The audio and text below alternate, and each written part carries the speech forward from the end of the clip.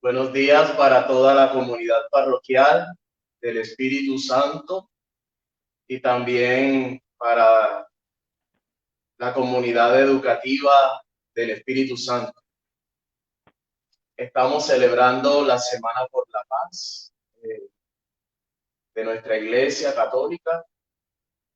Por eso, junto con la institución educativa, el Espíritu Santo y la parroquia, hemos programado, organizado esta actividad de este conversatorio para toda la comunidad parroquial, de este conversatorio para hablar sobre la paz.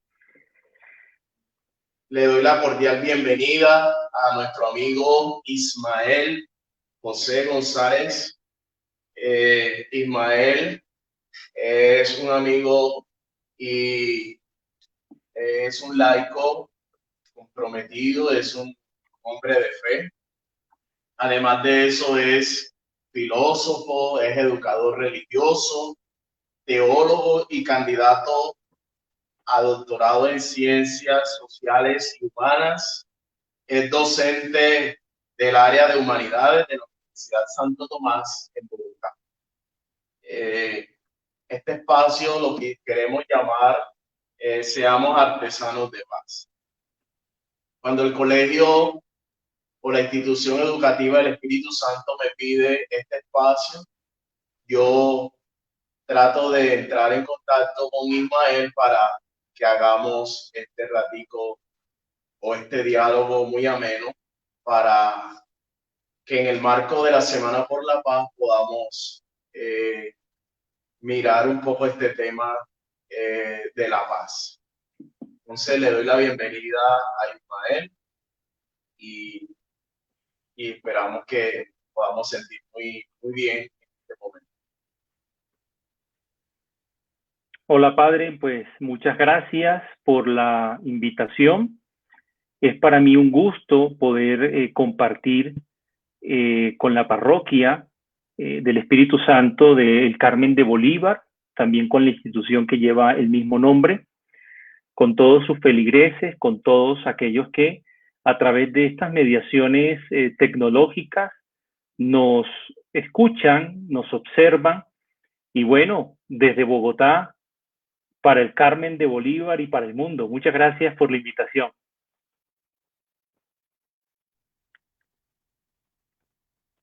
Bien, Ismael, vamos a entrar en materia. Nosotros, con tu ayuda, hemos redactado 5 preguntas, de las cuales vamos a compartir, y si de pronto la audiencia que se encuentra conectada surgen más preguntas, también las vamos a compartir. Muy bien. Bien, Ismael, la primera pregunta que surge es, ¿por qué una semana por la paz? Bueno, padre, una semana por la paz, primero para no olvidar que el odio no tiene la última palabra y que el amor es más fuerte. Una semana por la paz para recordarle a Colombia que debemos dar ese primer paso hacia la reconciliación, hacia esa cultura del encuentro que el Papa Francisco tanto nos ha insistido. Una semana por la paz para recordarnos que la paz es un trabajo que necesita de todos, no solamente de un grupo particular de la sociedad. Se necesita una semana por la paz. Yo de pronto no diría una semana, esto tendría que ser un trabajo todos los días, de ejercitarlo todos los días, pero una semana por la paz para que podamos dar muestras de humanidad, para que podamos abrir los ojos, para que podamos reflexionar sobre lo que estamos haciendo. Hoy, lamentablemente, en Bogotá y en muchas ciudades del país, amanecemos con luto, amanecemos con llanto, porque han habido disturbios, han habido actos de violencia que han suscitado un caos, que nos han fragmentado como sociedad, que nos tienen heridos, que nos tienen polarizados, que nos tienen agarrados, si se quiere decir coloquialmente, los unos contra los otros. Entonces, a mí me llama profundamente la atención y me sorprende sobremanera que estamos en una semana por la paz donde nos estamos supuestamente comprometiendo a cambiar como sociedad, a reconciliarnos, a dar esos pasos que nos permitan un orden social diferente, y pasan tantos hechos dolorosos, tantos hechos que van en contra de la paz. Ya narraba yo un poco lo que ha sucedido en estos 2 días en Bogotá, la muerte de un abogado por un exceso de fuerza y todo lo que ha desencadenado en la ciudadanía. Algunos están pescando también en río revuelto, como decimos coloquialmente en la costa, pero no solamente esto pasa en Bogotá, también el Carmen de Bolívar, toda la zona de los Montes de María, históricamente ha sufrido la violencia. Hace unos días, hace unas semanas, si mal no estoy, se registraron unas masacres en el país. Y dentro de esas masacres, el Carmen de Bolívar también fue protagonista. Y eso nos lleva a reflexionar y nos lleva a preguntarnos qué estamos haciendo por construir la paz.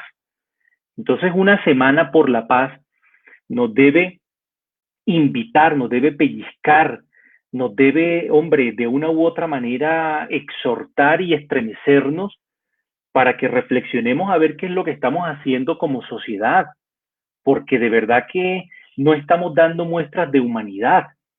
Aquí estamos perdiendo la tarea, es triste decirlo, pero estamos perdiendo la tarea porque no damos muestras de humanidad.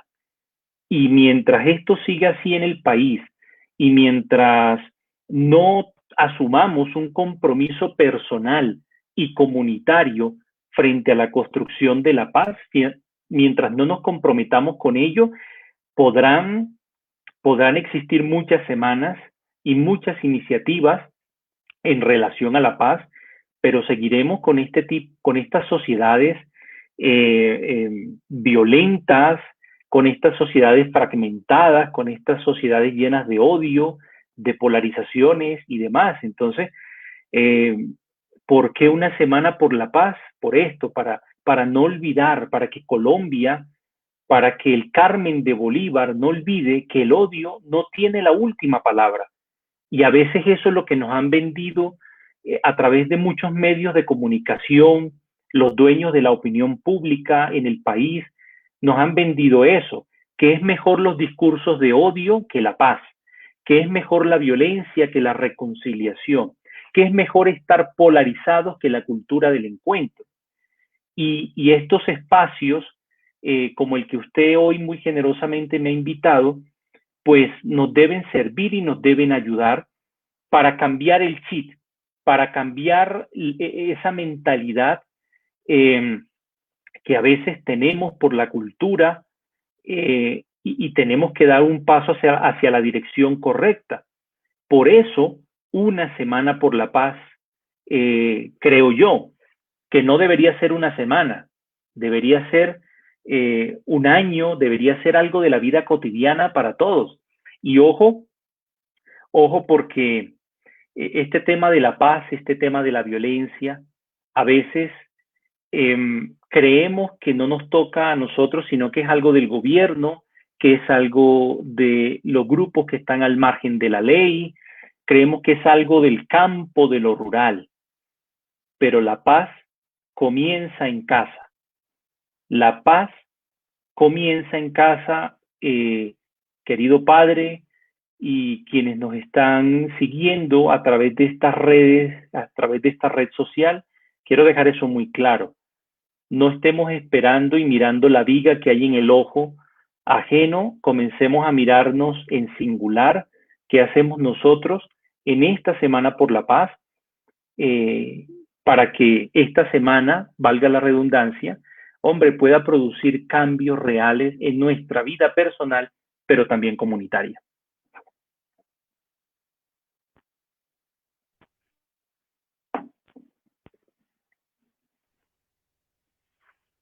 Y bien, una semana por la paz para despertar, una semana por la paz para avivar esos buenos sentimientos de Cristo Jesús en nosotros. Bien, vamos con una segunda pregunta. Ismael, ¿cuál es la raíz de la violencia? Hombre, la raíz de la violencia tiene muchas raíces, tiene muchos escenarios. Voy a comenzar de lo general a lo particular. La historia que tenemos en Colombia ha sido una historia que se ha escrito entre la violencia. Recuerden ustedes, desde el Frente Nacional, haciendo un poco de memoria histórica, luego con todos estos fenómenos del narcotráfico y la relación con la política, con el Estado, luego con el narcotráfico, bueno, y antes del narcotráfico el tema de las guerrillas, luego vienen el tema de los grupos paramilitares, luego las bandas criminales organizadas, bueno, y todo un cóctel, si se quiere ver así, por décadas, donde han crecido muchas generaciones, escuchando estos discursos de la violencia. La raíz de todo esto puede ser la injusticia social, puede ser la desigualdad, puede ser la inequidad, puede ser la corrupción. Cada vez que nosotros nos alejamos del bien común, cada vez que nosotros nos alejamos de esa voluntad, de esa inclinación hacia el bien, hacia la construcción de la paz, estamos dejando la puerta abierta para cualquier tipo de escenario de violencia. Hace unos años, el episcopado colombiano, en la Asamblea 101, si mal no estoy, estuvieron reflexionando los obispos del país acerca de las raíces de la violencia. Y dentro de este ejercicio reflexivo que hicieron los obispos del país, enumeraban varias raíces, entre ellas el alejamiento de Dios. Cuando la gente se aleja de Dios, decían los obispos en este momento, se pierde el sentido de la vida y de la conciencia frente al mal, ¿sí? Cuando se aleja de Dios, se construye una sociedad a su espalda y esto hace que se vuelva hacia los hombres, que los hombres nos enfrentemos, que nos matemos los unos a los otros, que seamos violentos. Otra de las raíces de la violencia que anotaban los obispos, los señores obispos, es la crisis de humanidad. Ya lo mencionaba un poco al comienzo, con esta reflexión sobre el por qué una semana por la paz, cómo amanecemos hoy en Bogotá, cómo amanecemos en algunas ciudades del país, cómo amanece el Carmen de Bolívar tras un toque de queda que se ha propuesto para tratar de mitigar un poco el efecto también de la violencia social que allá se vive. Entonces esa crisis de humanidad es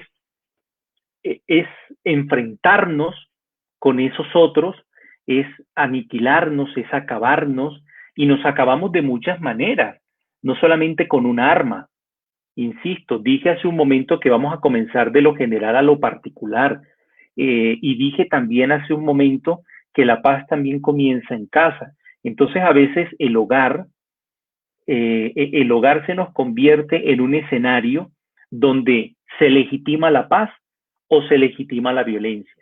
Cada vez que de pronto contestamos mal a los padres, cada vez que nos peleamos, cada vez que los padres exasperan a sus hijos, cada vez que no hay comunicación, cada vez que no se vive la cultura del encuentro, cada vez que en la familia cada quien coge de pronto, no sé, su alimento y se va a su rincón, se va a comer al cuarto, no comparte, no hay esa comunión. Estamos viendo que la cultura del encuentro no es posible y que ahí hay una crisis de humanidad. La crisis de humanidad no solamente la vemos a nivel social, con las masacres selectivas, también la vemos al interior de la familia. Decían también los obispos en esta oportunidad que una de las raíces de la violencia es la pérdida de valores y el relativismo ético. ¿Esto qué quiere decir? Que vivimos en una sociedad donde ya la vida no tiene ningún valor y yo te la puedo quitar y yo te la puedo arrebatar porque sí, porque, perdónenme la expresión, porque me dio la gana, o porque me pagaron 100,000, o porque me pagaron 50,000, o porque te metiste con mi mujer, o porque me dejaste sin trabajo, o por algo. Pero ya la vida, como un valor sagrado, ¿sí? Ya a nivel social eso se desvaneció. Ya la vida hoy, a nivel social, poco vale y escuchamos discursos tan ambiguos, tan relativos, de personas que defienden la vida de los animales, que se rasgan las vestiduras defendiendo la vida de los animales, pero son incapaces también de defender la vida del no nacido. Entonces, una cosa que uno se pregunta y uno dice, pero ¿qué pasa acá? La vida de los animales es importante defenderla, quiero hacer esa claridad, ¿sí? Pero también la dignidad del ser humano, de ese no nacido hombre, también hay que defenderla porque hace parte de un proceso evolutivo, eh, por más allá de los discursos que quieran decir que es bueno, algo de células allí y que todavía no es persona. Otros valores que se han perdido y que se han relativizado a nivel de la familia es el amor, la tolerancia, la misma familia, el valor de la familia. Hoy la familia, si decimos que la familia es la célula de la sociedad y vemos que la familia hoy sufre muchos ataques y vemos que encontramos muchos modelos de familia, porque ya ese modelo nuclear, papá, mamá e hijos, por muchos factores sociales, culturales, por la violencia intrafamiliar también, ese tipo de modelo ya ha ido evolucionando, ya ha ido mutando, ya ha ido transformándose en otros modelos de familia donde a las personas pues les ha tocado vivir de esa manera. No se trata aquí de juzgar si están bien o están mal estos modelos de familia. Se trata que a la familia hay que acompañarla, la familia desde el punto de vista teológico, desde el punto de vista pastoral, a la familia hay que acompañarla, hay que escucharla, no juzgarla y no darle con ese látigo, que a veces es muy fácil juzgar y decir, ah, es que estos no son familia, es que porque estos se juntaron. Entonces, no, antes de entrar en esos prejuicios, es importante conocer la historia que hay de fondo. Pero la familia como valor a nivel social ha sido atacada por distintos eh, flancos, ha sido atacada, ha sido herida, y eso hay que recuperarlo. Oye, el amor ha sido también desvirtuado porque ya cualquier cosa es amor.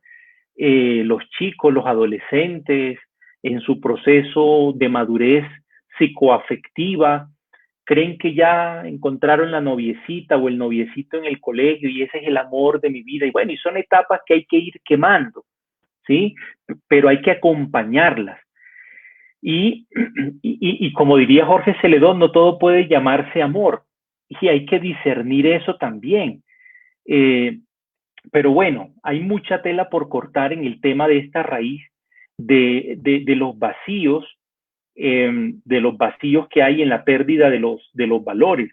Hay otra raíz de la violencia que tiene que ver con esos, valga la redundancia, esos vacíos a nivel educativo. Hoy la educación se convirtió en un negocio, ¿sí? La educación, hoy tú pagas Tú pagas por ese servicio y dependiendo de lo que pagues, pues tú puedes acceder de manera preferencial o no a ese producto, a ese bien que estás comprando. Y a veces en algunas instituciones, en el sector educativo, digamos que se pierde de vista la importancia del ser humano que está allí sentado en un aula y que como docentes tenemos la responsabilidad de acompañar y ayudar a formar.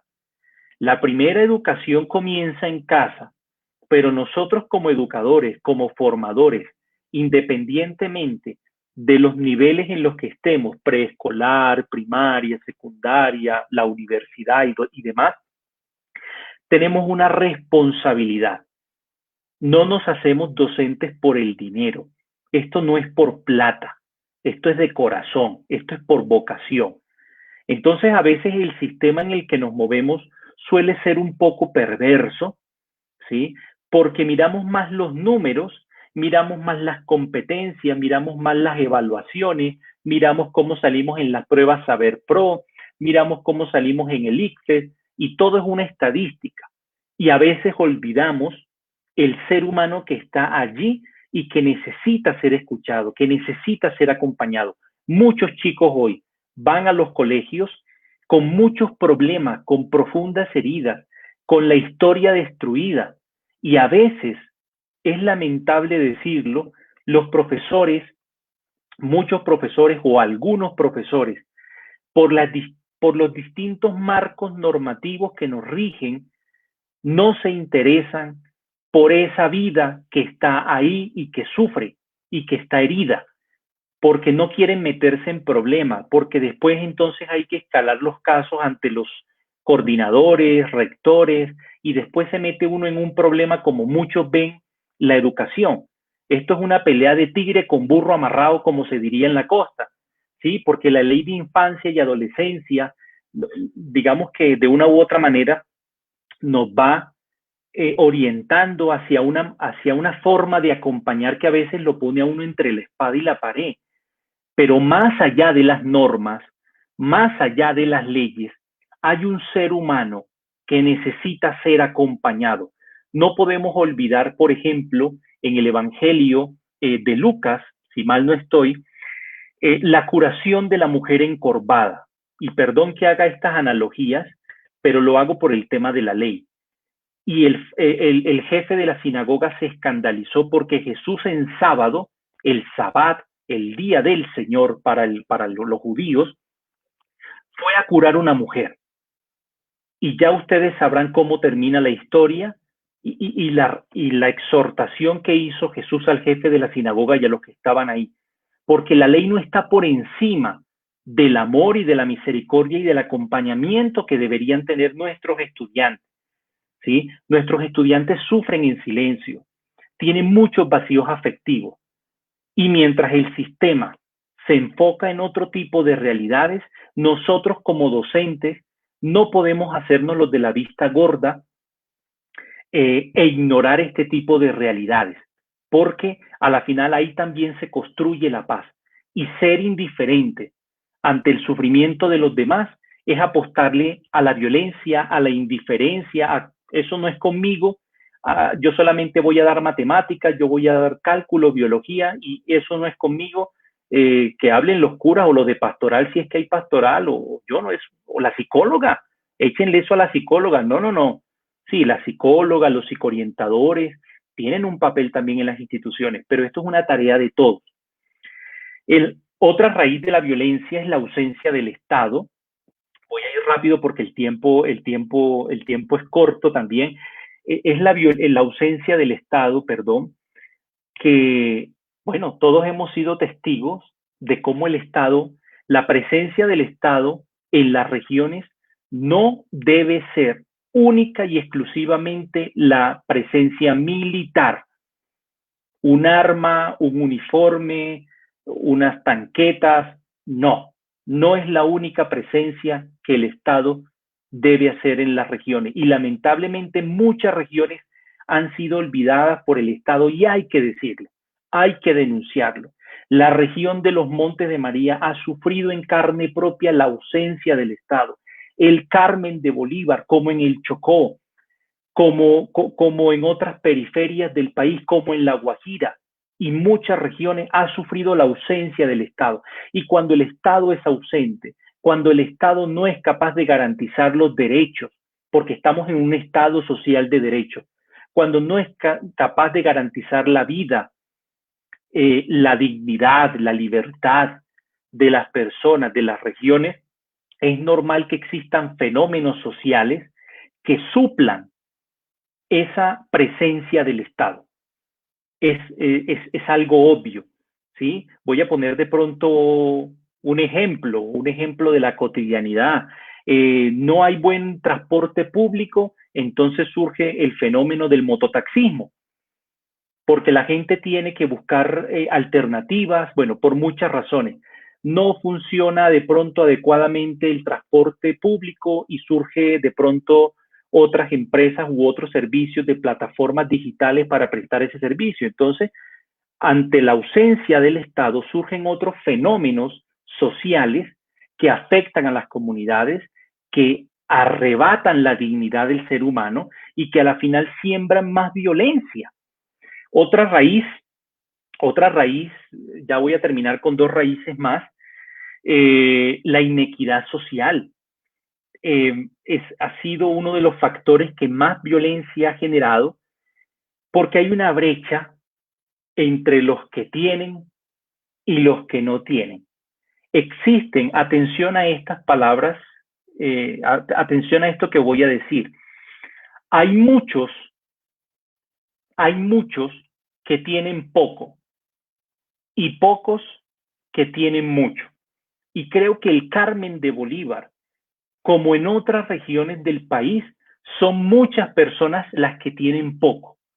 Son muchas personas las que experimentan la pobreza, la desigualdad social, la falta de oportunidades laborales y dignas, la falta de poder educarse. La educación debe ser una prioridad para poder construir un orden social diferente. Si no nos educamos, si no aprendemos, ¿cómo esperamos transformar esta realidad que nos circunda, por Dios? Pero educarse en Colombia es carísimo, cuesta mucho, y lo que a veces es gratis, lamentablemente en muchas ocasiones no es de calidad.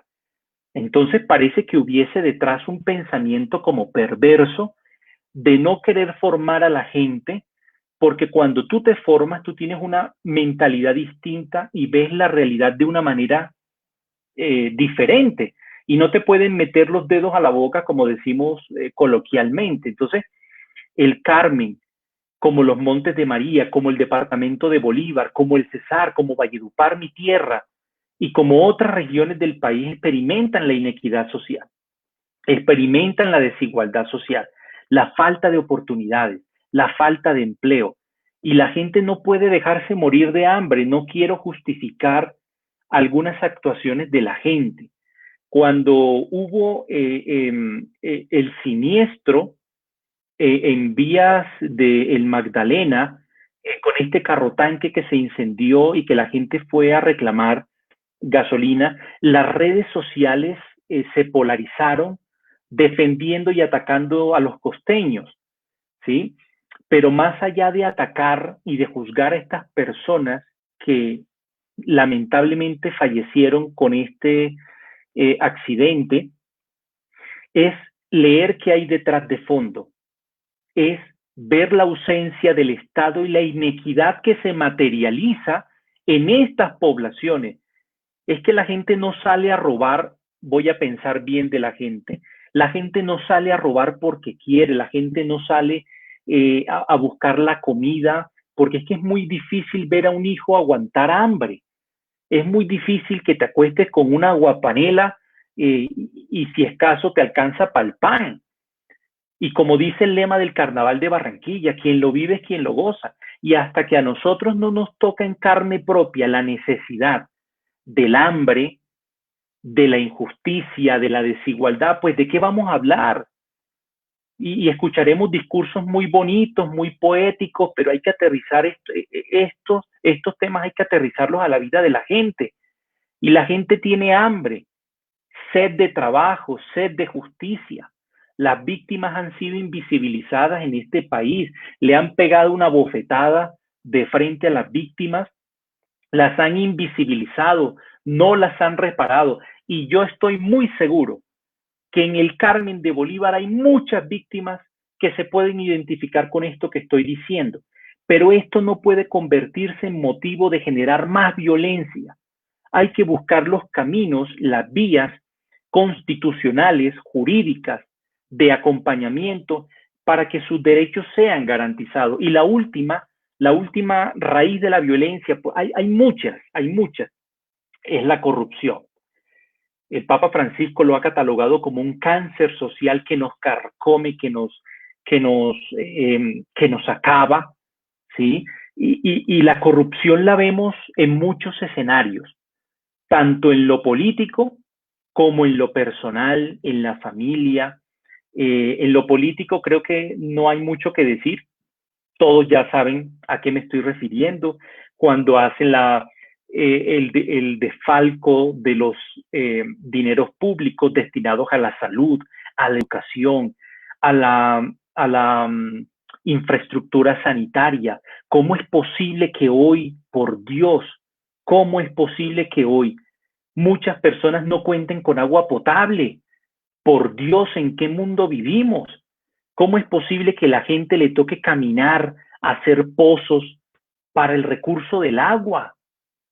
O sea, es una cosa, ¿cómo es posible que la gente tenga que morirse porque no tenemos el acceso a la salud? Y tengo que denunciarlo. La salud no es un derecho. Queridos interlocutores, querido padre, la salud dejó de ser un derecho hace mucho tiempo. La salud desde la Constitución del 91 y con la Ley 100 pasó a ser un servicio. Y cuando hablamos de que la salud es un servicio, pues bueno, ya ustedes saben qué pasa con los servicios. O te prestan un buen servicio o te prestan un mal servicio. Y cuando hablamos de servicio, hablamos de mercantilización, hablamos de dinero, acceso. Tú pagas y tienes acceso preferencial a la salud. Y si no pagas, pues mira a ver cómo te van a atender desde el régimen subsidiado. No podemos vivir así.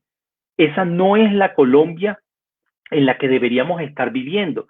Y este es un trabajo y es una tarea de todos, no solamente de los políticos, porque a los políticos los ponemos nosotros a través del voto donde están.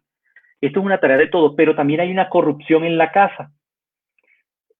Aquellas triquiñuelas parecen inocentadas, cada vez que le estamos enseñando a los hijos a mentir, a que cuando llegue el gota a gota, los costeños me entienden este lenguaje, el pago diario, cuando llegan y tocan la puerta y preguntan por ti, y le dices a tu hijo, no estoy, que mienta, eso también es corrupción. Cuando haces trampa, yo sé que la empresa de energía en la costa norte colombiana no voy a tener calificativos para describirla, pero es una injusticia porque se paga la luz más cara.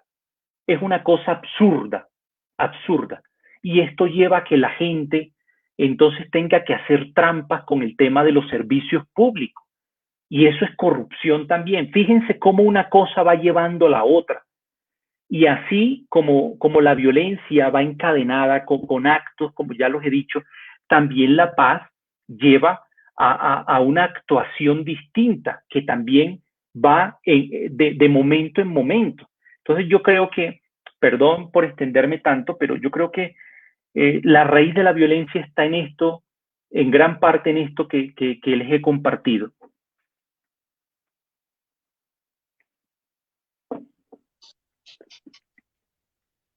Muy bien, Ismael,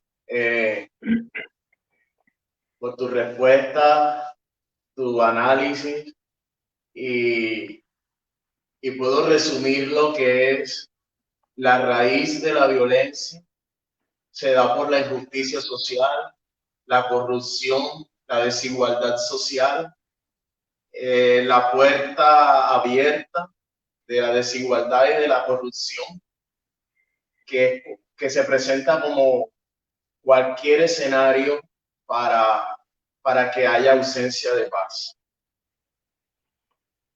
Algo que me parece muy interesante que has comentado es el amor en la familia, la falta de tolerancia en la familia, los valores de la familia que se han perdido.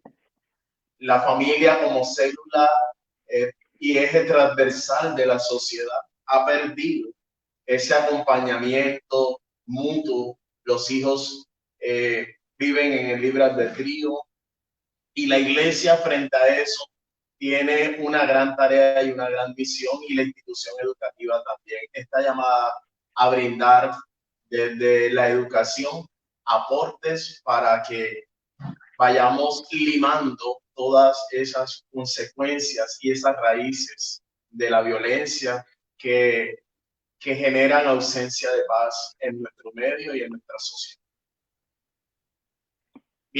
Bien, vamos con una tercera pregunta, Ismael. ¿Cuál es o cuál ha sido el papel de la Iglesia Católica en la construcción de la paz?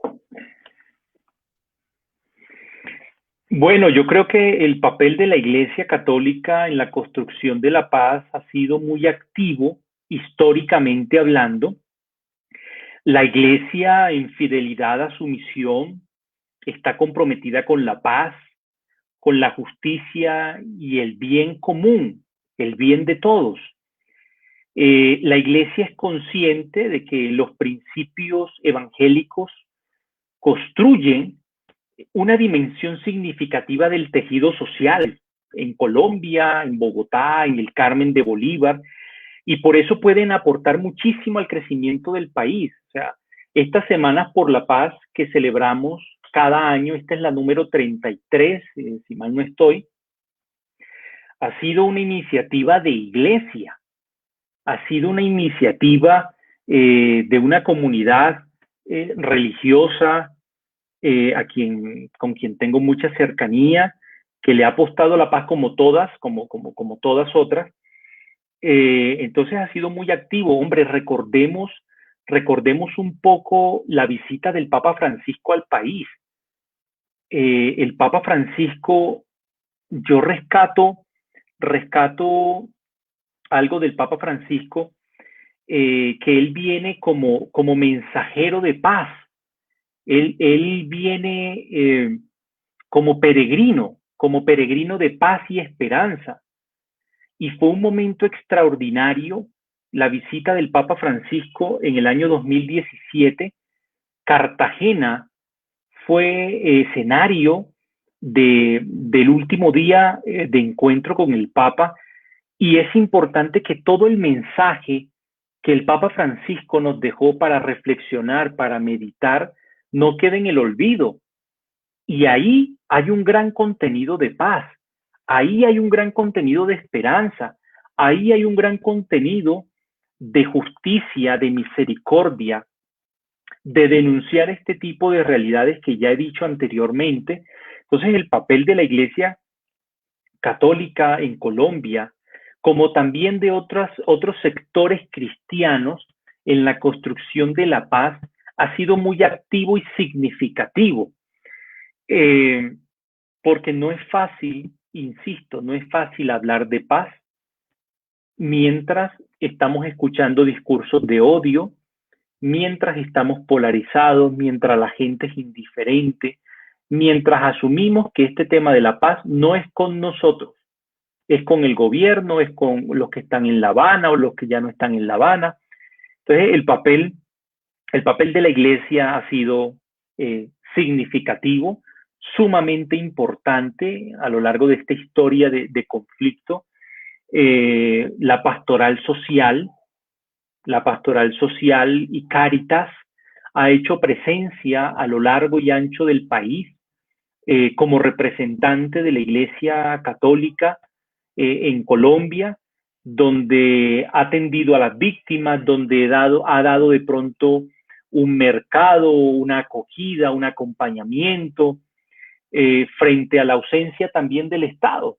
Y estoy muy seguro que en el Carmen de Bolívar, como en toda la región de los Montes de María, han visto la presencia de la Iglesia Católica ante la ausencia del Estado.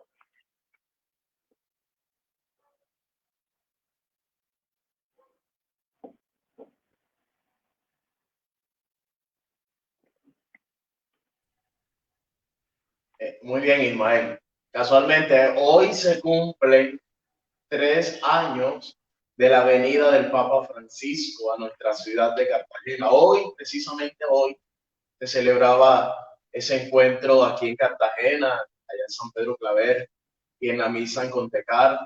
Y precisamente el Papa Francisco vino como mensajero de la paz, peregrino de la paz. Y la Iglesia siempre ha presentado a Cristo como el Rey de la Paz, el Príncipe de la Paz, porque la Iglesia tiene también esa tarea. Y precisamente esta es la semana número 33 de la que llamamos Semana por la Paz. Muy bien. Hay algo, padre, hay algo interesante por resaltar, y fue el encuentro en Villavicencio. Yo tuve la oportunidad, yo estoy muy agradecido con Dios porque me permitió hacer parte de la organización de la visita del Papa Francisco al país, y me permitió también la gracia no solamente de estar con él en Bogotá, aquí en Bogotá, sino también en Villavicencio. La visita a Villavicencio, los invito a todos los que nos están escuchando, a los que nos están viendo, por favor, busquen por allí en San Google el documento del Papa Francisco en Colombia y vean la experiencia o en los videos de lo que pasó en Villavicencio. Fue algo hermoso, fue algo bellísimo, un acto de reconciliación, porque los actores del conflicto estaban sentados en una mesa. Bueno, parte de los actores del conflicto estaban en una mesa, las víctimas y los victimarios. Y fue un momento extraordinario, providencial, de reencuentro, de simbología, de reconstrucción de tejido social, de perdón y de reconciliación, de ser artesanos de paz.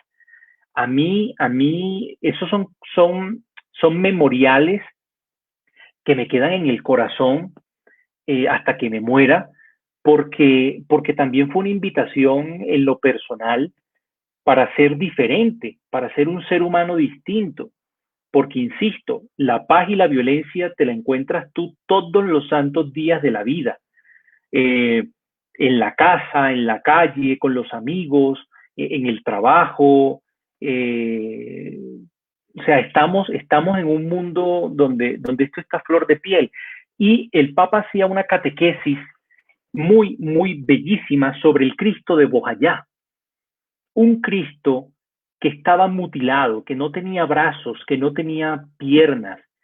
Un Cristo que representaba la crueldad, la barbaridad, la banalidad del mal, por lo que sucedió en Bojayá y por lo que ha sucedido en todo el país a lo largo de estos años de conflicto.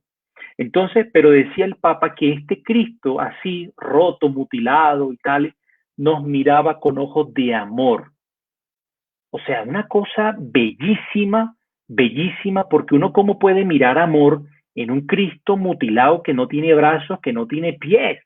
Y así está la sociedad colombiana, sin brazos, sin pies, sin esperanza, sin paz. Y el llamado es, oiga, en medio de esas realidades de oprobio, de desigualdad, de injusticia, de barbarie, tratemos de sacar esa resiliencia, esa fuerza interior, y hagamos una opción por el bien. Murió hace 2 días un abogado por un exceso de fuerza. Y fíjense todo lo que ha desencadenado en Bogotá y otras ciudades. Destruyendo la ciudad no van a revivir los muertos. Es duro, lamentable decirlo, pero no va a ser así. No respondamos a la violencia con más violencia. Eso es como echarle, por Dios, más petróleo a la llama. Y mientras no cambiemos el chip, hombre, esto seguirá siendo un platanal, una locura, donde nos acabaremos unos con los otros. Padre.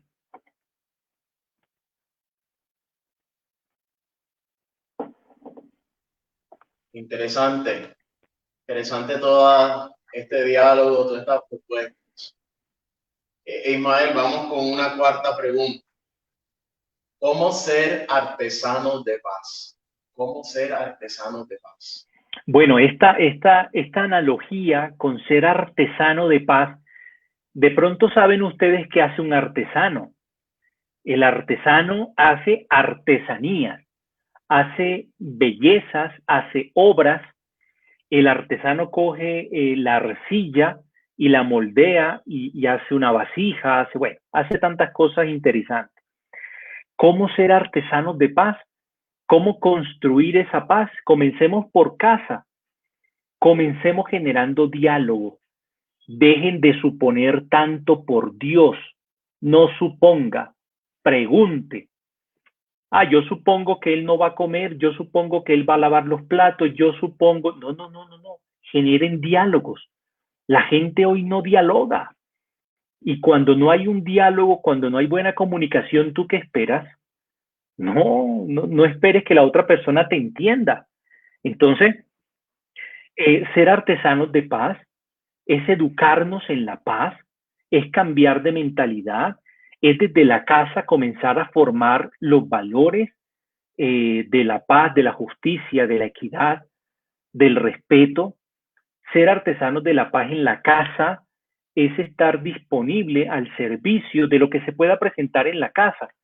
Yo colaboro hoy con lavar los platos, yo colaboro hoy con hacer el almuerzo, yo colaboro hoy con barrer la casa o barrer el patio o hacer los mandados. Los chicos, a mí también me pasó y yo también quemé esa etapa. ¿Por qué a mí?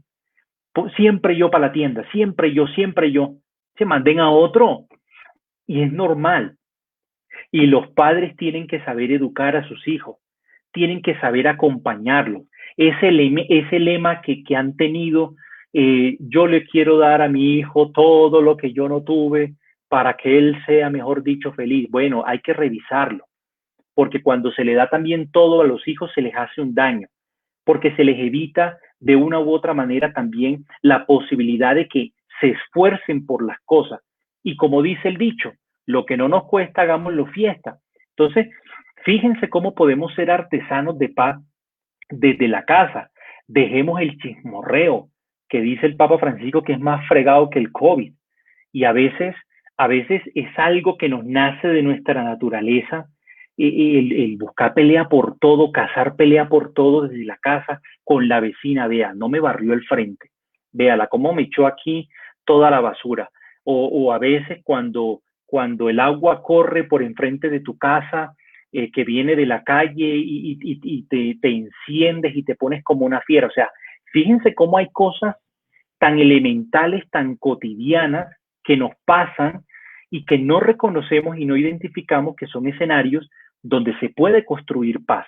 Entonces, en vez de irte a pelear y agarrar con la vecina, porque tú supones que fue ella la que hizo, habla, dialoga, arreglen los problemas dialogando, no dándose en la jeta, como se dice vulgarmente, ¿sí? Ser artesanos de paz es corregir a los hijos, es que los padres corrijan en el amor, no a los golpes, ¿sí? No a los golpes. No estoy diciendo con esto que de vez en cuando un cariñito pues no sea necesario, pero no se pasen de piña, como decimos en la costa, porque hay algunos que les encanta el golpe para todo, hombre. No, eso no puede ser así. Ser artesano de paz es estar abiertos a construir un orden diferente.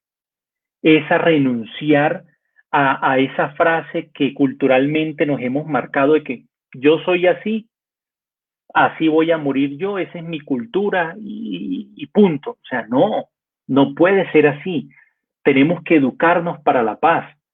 Tenemos que cambiar ese lenguaje de violencia, de odio que tenemos a nivel social, y eso comienza en la casa, con el respeto, con la tolerancia, con la justicia. cada vez que de pronto el papá hace preferencia más por un hijo o por otro, eso es delicado, porque le está generando a aquel que no está siendo favorecido con el afecto, ¿sí? Le está generando un resentimiento, un reclamo.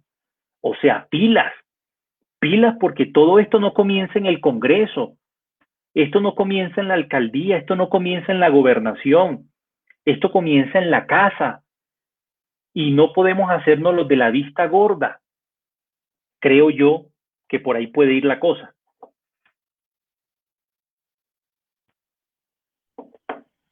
Ser artesanos de paz. Muy bien. Esta pandemia que hemos vivido es una oportunidad, o fue la familia un escenario clave para ser artesanos de paz. Me quedo con lo que has dicho, cambiar de mentalidad, rescatar los valores en la casa, en el hogar, la disponibilidad de los hijos para, en obediencia a lo que digan los padres, eso es ser artesano de paz, construir un orden diferente. Muy bien. Vamos Mira, con mira, una... padre, hay una cosa, esto no es fácil. Esto no vas a la tienda, no vas al supermercado y compras 2 libras de paz, 2 libras de artesano. No, esto es un ejercicio. Insisto, no es fácil, porque hemos crecido en una cultura de que el que me la hace, me la paga. Y si a usted le pegan en el colegio, papito, devuelva, porque si no devuelve, lo jodo aquí cuando llegue. O sea, no podemos incentivar la violencia desde el hogar, ¿sí?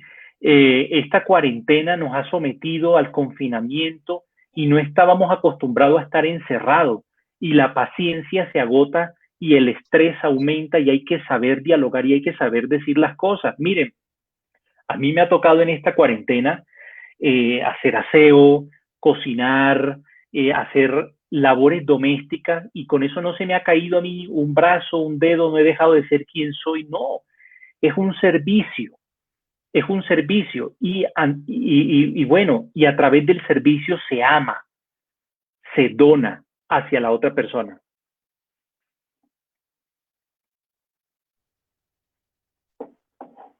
En el eterno cotidiano, en los quehaceres cotidianos, nos hacemos constructores de paz, nos hacemos artesanos de paz. Bien, otra pregunta, y esta es la última pregunta. ¿Es posible la reconciliación y la paz en Colombia? ¿Es posible la reconciliación y la paz en Colombia? Sí, yo creo que sí, sí es posible. Me resisto a creer que no. Sí es posible, pero para que eso pueda ser posible, todos tenemos que colocar nuestro granito de arena. Todos tenemos que participar. Para que eso sea posible, eh, tenemos que cambiar de mentalidad. Tenemos, tenemos que conocer, voy a hablar ahora en un marco general del conflicto, tenemos que conocer la verdad. Las víctimas quieren saber la verdad de lo que sucedió. Y si no hay verdad, no hay paz.